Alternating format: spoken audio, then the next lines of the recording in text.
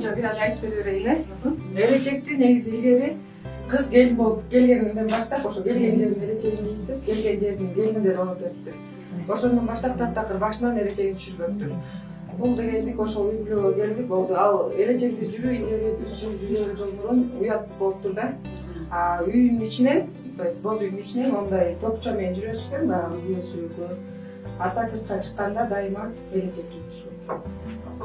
Анан элечектин дагы түрлөрү болгон экен. Азыр сизге деген бул уруусунун элечеги болот. Негизи уруу аралыкта өзгөчөлүктөр болгон. Биз буга чейин ушу 20дан ашык элечектин түрүн изилдеп чыкканбыз. Ар бирөөсү бири-бирине окшобойт. 20 башка уруунун элечеги. Анан ошондой элечек айырмаларынан тышкары бул статус аралыктагы айырмасы болгон экен.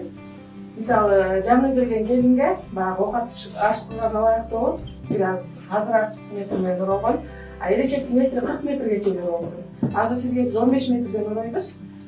Негизи аябай баягы чоң уруунун байбичелери аябай чоң элечек кийишкен экен да. Бирок ошол эле учурда ал элечектер баягы конокко эки жака кийди.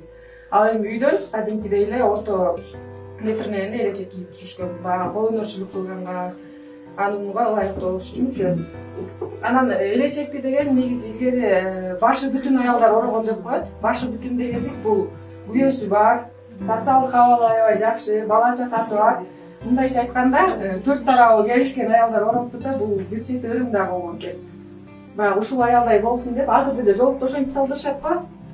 Мындай күйөөсү бар, жаңы келинди. Ооба. Жакшы бир аялды алып келип салдырат, ошондой болсун менин келиним деп, элечекти деле ошондой ороштур. Андан тышкары элечектин кыргагы да бар. Ал дагы ошо кыргак сабакка жетпей калдык. Буюрса аны да өткөрөбүз. Мындай эле. Ошо кыргактан дагы ошол келин азыр деген көчөдө жүрсөк, ай кимдин келинисиң деп сурашат да. Ошол кыргак аркылуу дагы кайсы уруунун келини экенин дагы билип коюшкан экен да. То есть азыркыдай болуп, ыңгайсыз учурга калтырып сурабай эле, кийимине карабай эле билип коюшкан. Анан кыргактын да түрлөрү болгон. Кызыл кыргак бул жаңы келген келин деп аталган. Анын дагы түрлөрү болгон. Ал эми баягы жашы өтүп калгандар күмүш кыргак, карал кыргак деп аябай кооздоп, шөкөттөп кийишкен. Мындайча айтканда кыргыздардын байлыгы болгон бийлиги бул кийимден эле таанылып калган да. Баягы алыстан келатканда эле анын кандай адам экенин аты мындай байбичеби же токолбу деген сыяктуу дагы эмелери билинип калган да, статус. Анткени ушул эле бул элечек эле бул баардыгы байбиче элечек болуп атат. Ал эми токол элечек мындай экинчи, үчүнчү аялдыкы онго жыгылган ушул сыяктуу өзгөчөлүктөр болгон да. Дагы кызыма деп сактап жүргөн же келиниме деп сактап жүргөн мындай кооздуктарды, шакек сыяктуу кооздуктарды ар бир ороомуна ката кеткен экен. Баягы жакшы сакталат экен көпкө чейин.